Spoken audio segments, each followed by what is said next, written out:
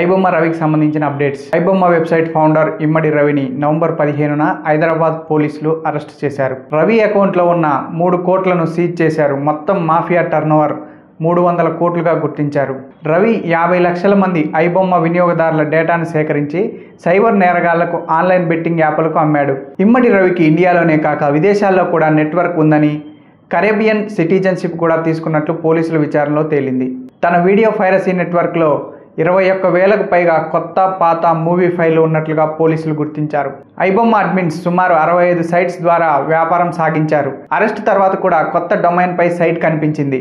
ఐబొమ్మ వల్ల తెలుగు సినీ ఇండస్ట్రీకి 15,000 కోట్ల నష్టం జరిగింది. ఇక వినియోగదారుల డేటాను బెట్టింగ్ యాప్స్కి అమ్మినట్లుగా తెలుస్తోంది. ఇక ఇదే సమయంలో నాగార్జున ఫ్యామిలీ సభ్యులు డిజిటల్ అరెస్ట్ స్కామ్కు కూడా టార్గెట్ అయ్యారు. మరోవైపు చిరంజీవి, రాజమౌళి, నాగార్జున ఫ్రీ సినిమా సైట్లు ఉపయోగించకండి, మీ డేటా పోతుంది అంటూ హెచ్చరిస్తున్నారు.